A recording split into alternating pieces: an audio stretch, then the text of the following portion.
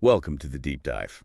Today we're tackling a really tough subject, pediatric vehicular heat stroke. Yeah, often called, hot car deaths. Exactly. And it's a shocking thing to learn that this is actually the #1 cause of non-crash vehicle-related deaths for kids under 14. It really is. So our goal today, I think, is to try and understand the dangers, but more than that, figure out how we stop these tragedies. Right. And we're leaning heavily on information from the National Highway Traffic Safety Administration, NHTSA. Yep, and their Once You Park, Stop, Look, Lock campaign, it's really central to this. Okay, so let's dive in. The core message from NHTSA seems pretty clear, doesn't it? Absolutely. Every single one of these deaths is preventable. That's the key takeaway right from the start. And the numbers, they're pretty grim. They are. Since 1998, we're talking 1,011 children lost to PVH in hot cars. Wow. That averages out to what, about 37 kids a year? Yeah, around 37 deaths year after year. It just makes you pause. It really does. So how does this happen? NHTSA points to three main situations, right? That's right. Three core scenarios. The first one, and this accounts for like over half the cases since 98. Is that the one where children are accidentally forgotten in the car? Yes, exactly. Unintentionally left behind. It's just heartbreaking. Okay, what's the second one? The second is when kids, usually toddlers, get into a car on their own.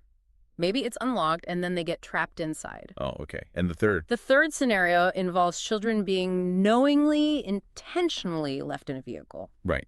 Let's maybe circle back to that first one, the forgotten child, because that seems to be the biggest category. It is. And what's really important to understand here is how memory works, or sometimes how it doesn't work. You mean like a change in routine? Exactly. That seems to be a massive risk factor. Maybe, one parent usually does daycare drop-off, but today the other one is. And that disruption throws things off. Precisely. It messes with what psychologists call prospective memory. That's our ability to remember to do something planned for the future, like remembering to take the child out.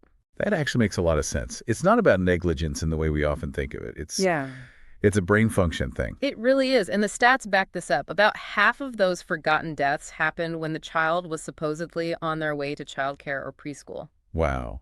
And often very young children. Yes, frequently kids under 1 year old, which just highlights how totally dependent they are. So that stop, look, lock mantra from NHTSA. Yeah. It's directly aimed at breaking that memory lapse potential, right? Absolutely. Building a conscious habit to counteract the potential for autopilot failure. Okay, then there's the second scenario, kids getting into cars themselves. Toddlers mostly. Yeah, toddlers and young children, they're naturally curious, aren't they? They might see an unlocked car as a playground, a hiding spot. And they climb in. They climb in, and then maybe the door shuts, and child locks might be engaged from the inside. Oh, I hadn't even thought about child locks trapping them in. It's a real danger, which really underlines why we need to teach kids, cars aren't toys. They're not for playing in. So it's not just locking the car, it's also that conversation with the kids. Definitely.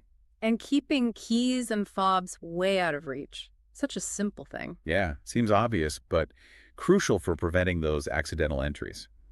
Then we get to the third situation, which is, well, it's tough. Intentionally leaving a child. The just for a minute scenario. Exactly. And the data, the science, it just completely debunks that myth. There is no safe minute. Because the car heats up so incredibly fast. Dangerously fast. People just don't grasp how quickly it becomes lethal. It's frightening. And interestingly, NHTSA data even shows patterns based on the day of the week. Yeah, that's quite striking for the forgotten child cases. Those peak later in the week? Thursdays and Fridays, most commonly. You wonder, like you said, maybe end of week stress, schedule changes. Makes you think. Thing. And what about the kids getting in themselves? That tends to happen more on weekends. Sunday actually is the highest risk day for that scenario. Weekends, maybe less direct supervision sometimes? Yeah. More unstructured time? Could be. It's hard to know the exact reasons, but the pattern is there. So let's talk about the actual physical danger. What does the heat do to a child's body?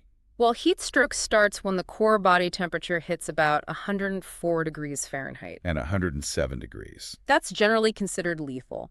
And here's the critical part. A child's body temperature rises way faster than an Loads adult. faster. 3 to 5 times faster. Their bodies just can't regulate temperature as efficiently. 3 to 5 times. That's staggering. It is. And remember, we mentioned babies under 1. They make up about a third of all these deaths. They're just so vulnerable. So how quickly does the car itself become that dangerous oven? It's shockingly fast. Research shows the temperature inside a car can jump by 20 degrees Fahrenheit in just 10 minutes. 10 minutes. 10 minutes. And cracking a window, forget it. It barely makes a difference, offers very minimal cooling. So it's a total misconception that cracking the windows helps much. A very dangerous one. And another Yeah. thing, this isn't just about boiling hot, 100-degree summer days. Right. It can happen when it's cooler. Absolutely.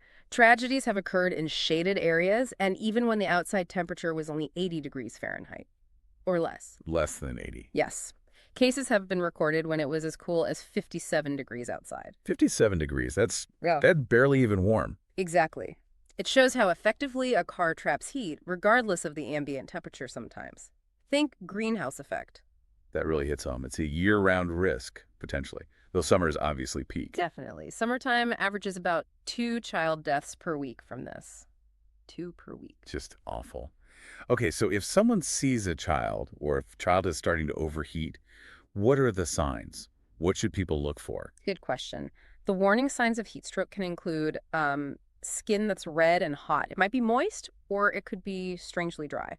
Okay, red, hot skin. What else? Lack of sweating is a big one, even though they're clearly hot. Their pulse might be really strong and fast, or it could be slow and weak. Okay. Any other symptoms? Yeah, things like a throbbing headache, feeling dizzy, nausea. Confusion is a major sign. Confusion. Or even just acting really grouchy, irritable, or just strange behavior that's out of character. Got it. Those are really important to know. So let's shift to prevention. What are the absolute must-dos? Number 1, top of the list, no exceptions. Never leave a child alone in a vehicle. Not for 1 minute, not for 30 seconds, never. Doesn't matter if you think you'll be quick. Doesn't matter, the risk is just too high. Okay.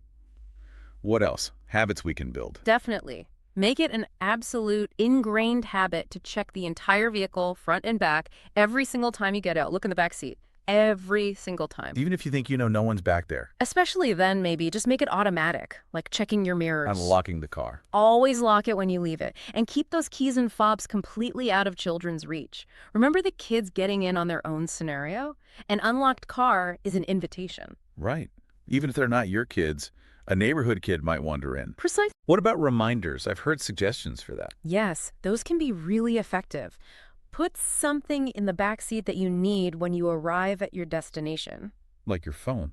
Or a purse. Exactly. Your work bag, your lunch. Even put one of your shoes back there. Or leave a stuffed animal in the car seat and move it to the front seat when the child is in the back of visual cue. Ah, okay. Anything that forces you to open that back door and look? That's the goal. Break the routine, force the check. And crucially, what if you see a child alone in a car and they seem distressed? Don't wait. Don't hesitate. Call 911 immediately. Get professional help there as fast as possible. Your quick action could save that child's life. Okay, so wrapping this up.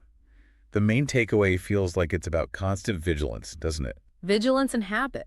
Building those safety checks into our non-negotiable routines. Because these aren't really accidents in the sense of being unavoidable flukes. No, they're preventable every single time. It's about understanding the risk, the speed of heating, the memory lapses, and taking concrete steps. We really hope you, listening, will share this information. Talk about it with your family, friends, anyone who cares for children. Yeah, the more awareness there is, the better chance we have of stopping these tragedies. And for more details, definitely check out the NHTSA website. That's nhtsa.gov, heat stroke. Lots of good resources there. Absolutely. So maybe a final thought to leave people with. Yeah. How often do we just run on autopilot? Think about your daily drive, your errands. Where could that autopilot fail?